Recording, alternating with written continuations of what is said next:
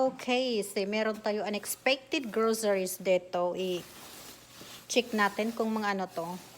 We do not have orders from any apps. So, okay. Lettuce for salad. Oh my goodness. Groceries talaga to. Nag-groceries kami kahapon.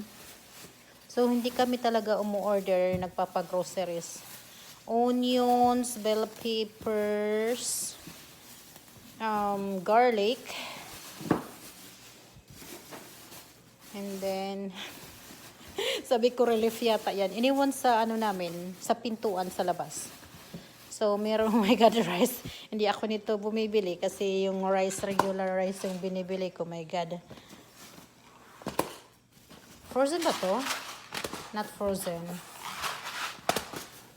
So, ayan, arugay. Pasta. Wait.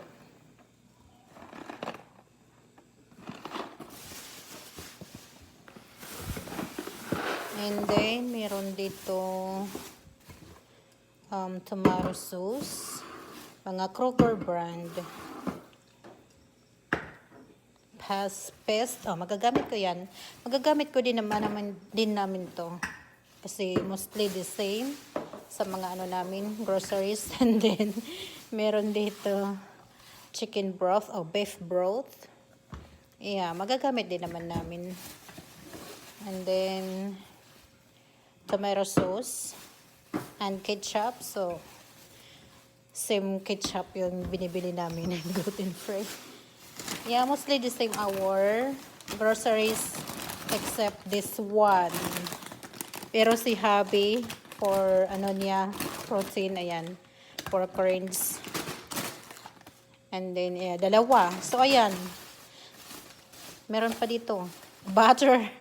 Salted. Unsalted naman yung gamit namin. So, ayan. Ito to. Ito na yung ginawa ng isa. So, si hubby nagtawag sa Kroger. Tinawag niya to. Sabi, no returning na daw. Instacart to. Ewan ko kung ano yung, ano doon, yung deal nila. Kung binayaran niya to or ano. Hindi ko alam. So, kawawa naman yung owner nito. Mommy is laying tower tomatoes. So, ayan. Ay, pinaggagawa ng isa dito. Tomato. Oh, it might drop. And then the glass is here. My God. Doesn't look So, like ayan. Nag-groceries kaya kami kahapon. No, lettuce. Did Daddy got lettuce yesterday? No. No, right? No, he didn't. So, yeah, Aragay, mayroon kang ano, you have lettuce. And beef broth. So, ayan mga lalabs. Pare-parehas naman sa groceries namin, so magagamit namin to. Except lang dito kasi hindi ako nito bumibili. Cheddar broccoli. Pero okay din naman siya. Rice, pasta, cheddar cheese, and broccoli with other natural flavors. Okay din naman siya, pero hindi pa ako nito nag-try. Ayan, so yan lang ang kakaiba.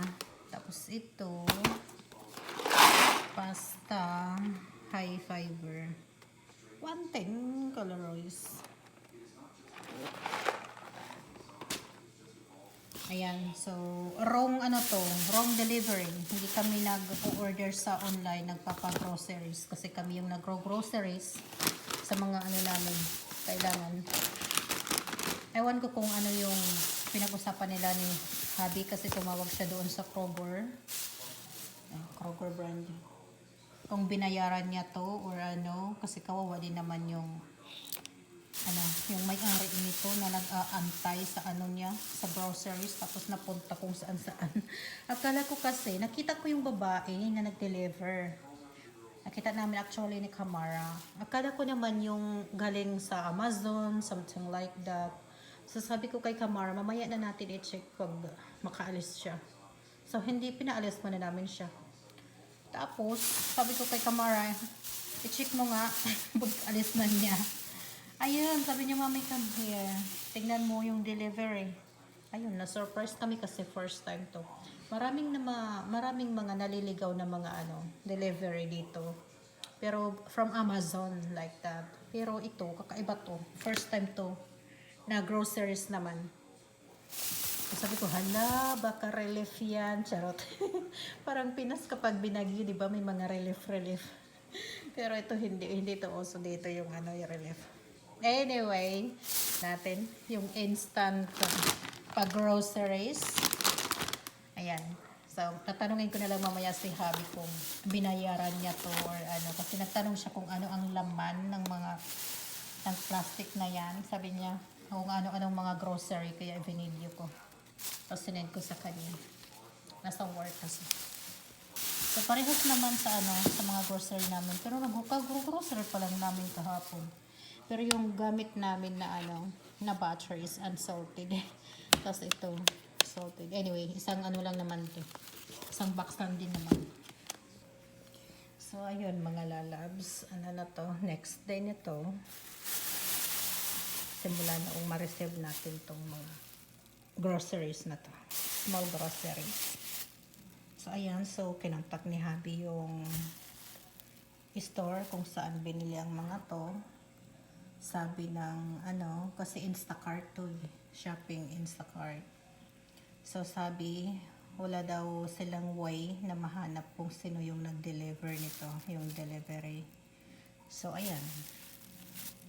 So, amin na to. Sa amin na to.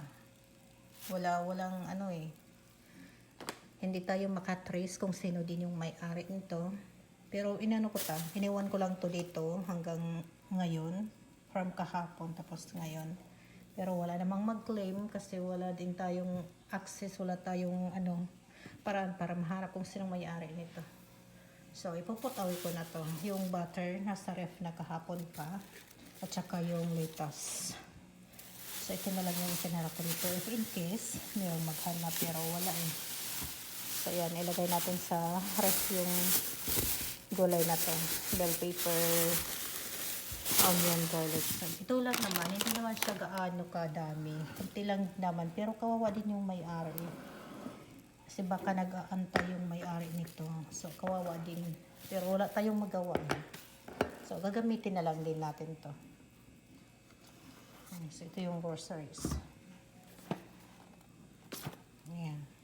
So, mostly the same naman sa mga grocery namin. Ito lang yung bago sa amin kasi hindi pa kami nito nag-try. Pero sabi ni Habi, namaki daw siya nito kumakain sa rice na ganito.